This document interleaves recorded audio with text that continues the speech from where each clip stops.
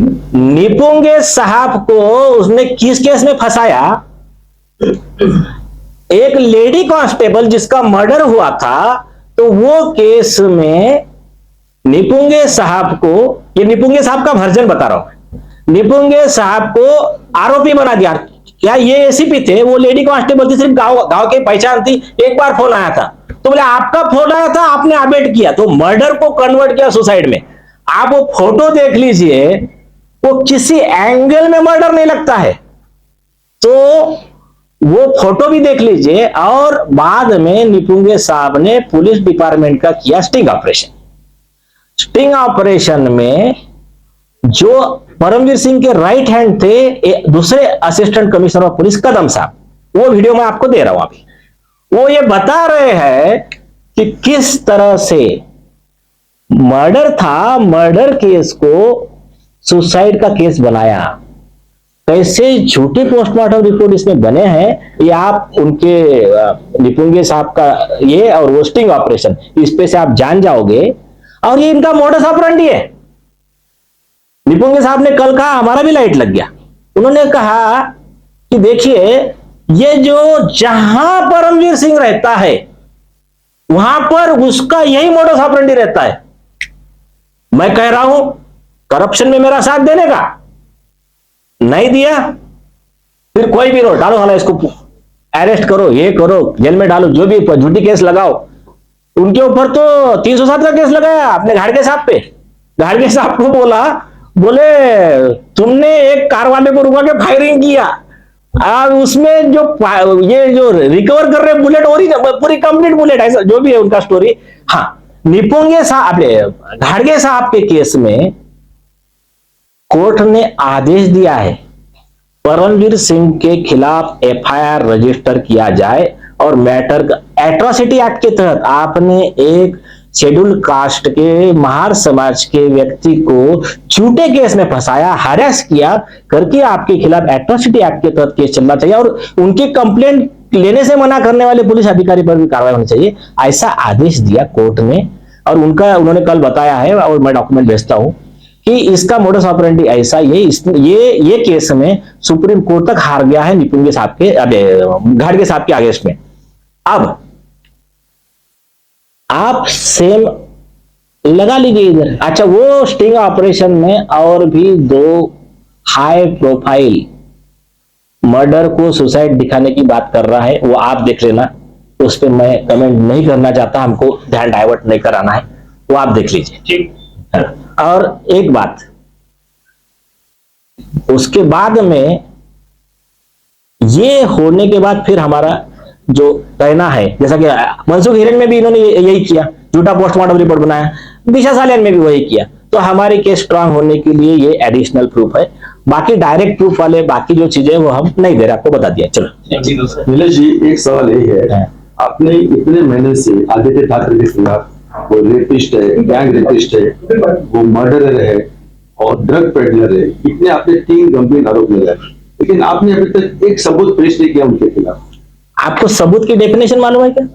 जो भी है, नहीं, आपको सबूत की डेफिनेशन, जब आप सवाल पूछ, ठीक है, चलो ठीक है, नहीं, सुनिए, मैं बता रहा हूं ना, आप एक बार जरा कंप्लेंट पढ़ लीजिए। जिसको लॉ की नजर में सबूत कहते हैं, हमने दे दिए है। क्या है बताइए ना। हाँ, नहीं, सुनिए, नहीं, आप शायद मेरे ख्याल से पहले इसमें नहीं थे, मैं फिर से रिपीट करता हूं। दिशा, हमको ये केस में उसके पिताजी वहां प्रेजेंट नहीं थे, वो कंप्लेनेंट है, वहां जो प्रेजेंट थे आई विटनेस हमने लिख कर दिया, हमारे पास आई विटनेस है, हम अभी नहीं दे सकते ना नाम, उनके जान को खतरा है।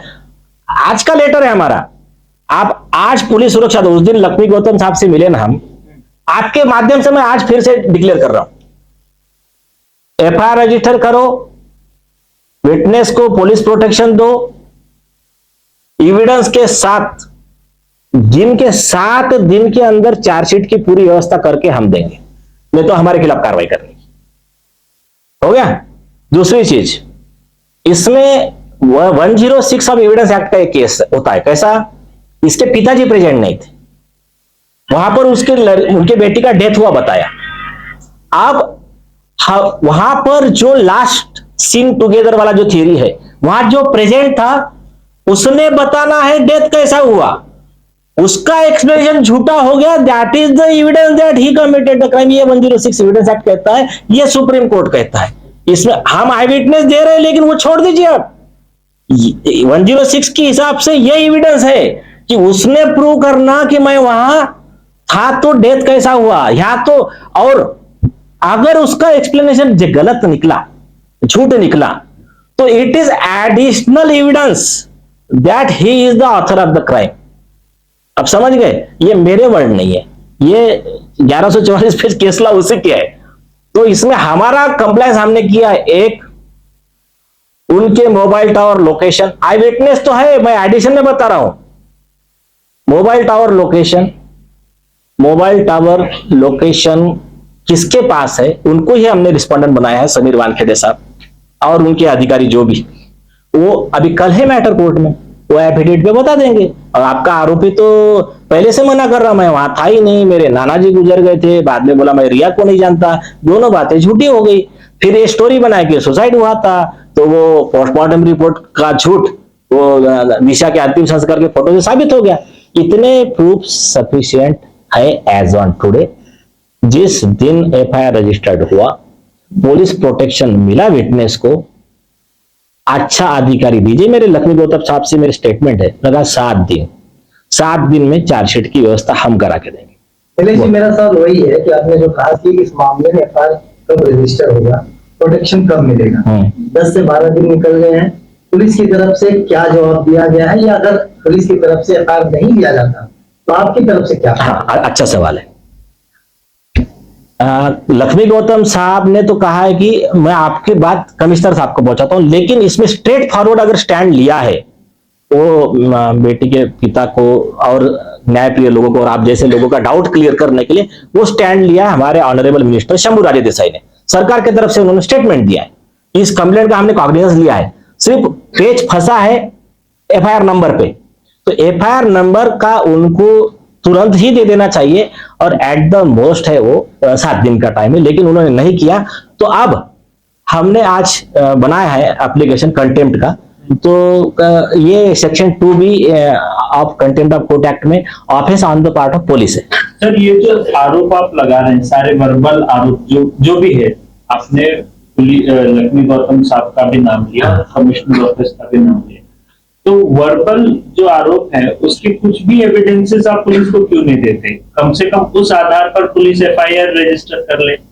और सरकार में खुद जो है वो देवेंद्र फडणवीस की सरकार है, उन्होंने ही एसआईटी बनाई थी, तो फिर इतनी दिक्कतें आपको क्यों आ रही है कि आप एविडेंस भी नहीं सबमिट कर रहे और फिर सवाल भी उठा रहे हैं? नहीं, आप मिसलीडिंग सवाल पूछ रहे हो। नहीं, मैं नहीं, आपका सवाल ही मिसलीडिंग, मैं बताता हूँ। 75 पेज का कंप्लेंट आपने पढ़ा क्या? मैंने कुछ हिस्से पढ़े नहीं, फिर पढ़ा नहीं तो फिर आप ये कैसा कह सकते कि हम सबूत नहीं दे रहे करके? मैं आपके सामने कह रहा हूं ना, मेरा कंप्लेंट लॉ के हिसाब से, सुप्रीम कोर्ट के हिसाब से विद ये सफिशिएंट प्रूफ है। 1992 का सुप्रीम कोर्ट का स्टेट ऑफ हरियाणा वर्सेस भजन लाल का स्पेशल गाइडलाइन है। जब कोई आके कह रहा है कि ये गैंगरेप हुआ, मर्डर हुआ, जो भी कॉग्निजेंट ऑफेंस हुआ, उसके पास में आज कितने प्रूफ है नहीं है, अगर आपके पास सिर्फ डाउट है, then also police is bound to register FIR. Priya Gaonkar का बॉम्बे हाईकोर्ट का जजमेंट निकालो, आप पढ़ लीजिए वो। Why is police not registered? हाँ, तो ये सवाल आप पूछिए, हमारे पे ब्लेम मत दीजिए। आपको जो अच्छा लगे वो नहीं पूछ सकते। नहीं, मेरे अच्छे के लिए नहीं, आप कल की hearing Why is not police registering the case? क्या कल हियरिंग होने वाली है? हाँ, तो देखिए, हियरिंग कल, उसका एक टेक्निकल उसमें यह है कि कल मैटर बोर्ड पे है 15 नंबर पे, मैटर आने के बाद में ये जाएगा, एक्चुअली मैटर जाना चाहिए चीफ जस्टिस के पास में, क्योंकि ऑलरेडी एक पीआईएल का सुनवाई चीफ जस्टिस कर रहे हैं supreme court and high court litigant association की। अब उसमें वो पीआईएल के साथ में टैग करने का हमारा प्रेयर है, हमारे पिटीशन का पहला ही प्रेयर वो है, तो ये मैटर उधर जाना चाहिए। एक दूसरा हमारा एस नंबर का प्रेयर है, जो आपको कॉपी दिया है, एस नंबर के प्रेयर में है कि कुछ मीडिया हाउस ने इसमें मिसलीडिंग वगैरह न्यूज जो चलाई थी, तो उसके लिए उनके खिलाफ कंटेम्प्ट का एक्शन मांगा है नीलेश नवलखा के गाइडलाइन का कंटेम्प्ट करने का। तो वो जो प्रेयर है नीलेश नवलखा के जजमेंट का कंटेम्प्ट है। तो वो जजमेंट पास किया था चीफ जस्टिस के बेंच ने। तो बॉम्बे हाई कोर्ट रूल्स के हिसाब से भी ये मैटर उधर ही जाता है। इसके पहले भी same bench justice Revati Mohite Dere जो है, तो उनके सेम बेंच ने ऐसा ही हमारा एक मैटर था against Dhruv Rathee, Uddhav Thackeray and others. वो जो ये थे रविंद्र वायकर जी के मैटर में झूठा न्यूज पब्लिश किया था एक न्यूज़पेपर ने कि पुलिस ने कह दिया है हमको कि ईवीएम मैनेज हो गई, तो उसमें बाद में माफी मांगना पड़ा था, तो उसमें कंटेम्प्ट लगाया था हमने। तो उसमें भी ऐसा ही ऑर्डर पास किया जस्टिस डेरे ने 11 जुलाई 2024 को कि registered to place before appropriate bench. तीसरा रीजन है कि ये मैटर उनके कोर्ट में वैसा भी नहीं चल सकता है। उसके 2-3 रीजन है। पहला रीजन यह है कि जस्टिस रेवती मोहिते डेरे की सिस्टर जो है श्रीमती विद्या चौहान, वंदना चौहान, हाँ थोड़ा जो भी, तो वो जो है वो शरद पवार गठ की नेता है, फॉर्मर एमपी है, और वो उन्होंने एक जो मिसलीडिंग स्टेटमेंट दिया इस केस से रिलेटेड, तो हमारे एफआईआर में वन ऑफ द अक्यूज वो भी है। तो ये कॉन्फ्लिक्ट ऑफ इंटरेस्ट है, उसमें वो केस नहीं चल सकता है। दूसरा, जस्टिस रेवती मोहिते डेरे और जो फॉर्मर चीफ जस्टिस थे बॉम्बे हाईकोर्ट श्री देवेंद्र उपाध्याय, तो इन दोनों के कुछ क्रिमिनल ऑफेंसेस के बारे में हमने माननीय राष्ट्रपति जी को एक सैंक्शन फॉर प्रोसिक्यूशन मांगा था under section 166, 218, 409 reduce 120B 34 of IPC. उन्होंने हाईकोर्ट की मशीनरी का मिसयूज किया, इसलिए वो केस का नंबर राष्ट्रपति कार्यालय के पास 28 अक्टूबर 2023 का कंप्लेंट, अभी नया नहीं है, PRACC E2023-45491। तो उसमें हमको सैंक्शन मिल चुका है उनके प्रोसिक्यूशन का, तो वो भी एक रीजन है। सर आपको सैंक्शन राइटिंग में मिला है? सैंक्शन, हाँ अच्छा हो गया पूछा। 218 ऑफ BNSS क्या कहता है, हमने एप्लीकेशन दिया, उसको 3 महीने में रिजेक्ट नहीं किया, मेरे सैंक्शन इज अकॉर्डेड। हाँ, तो ये हमने उसमें सब कर दिया और उनको बात भी हो गई है राष्ट्रपति कार्यालय के अधिकारी से। हमने कहा कि आपने हमारा रिजेक्ट नहीं किया, हम we are going to proceed further, तो बोले यू कैन प्रोसीड।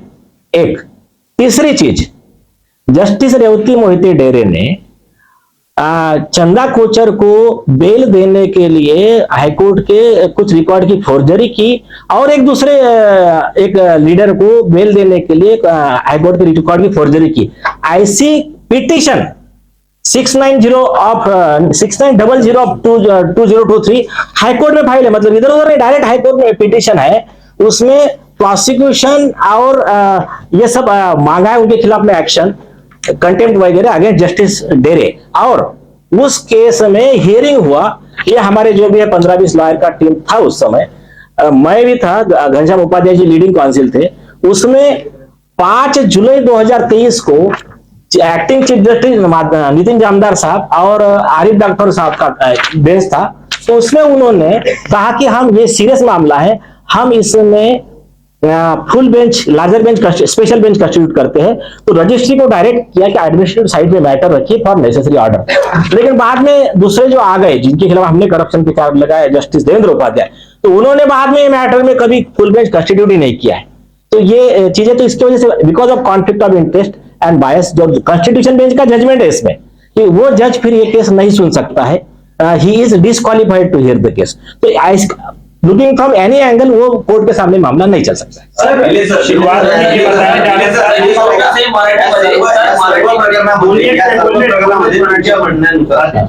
पोलीस आयुक्त, तत्कालीन पोलीस आयुक्त परमवीर सिंह हेच आता बोका आहेत का? अच्छा, आपका भी सेम सवाल है। Okay okay,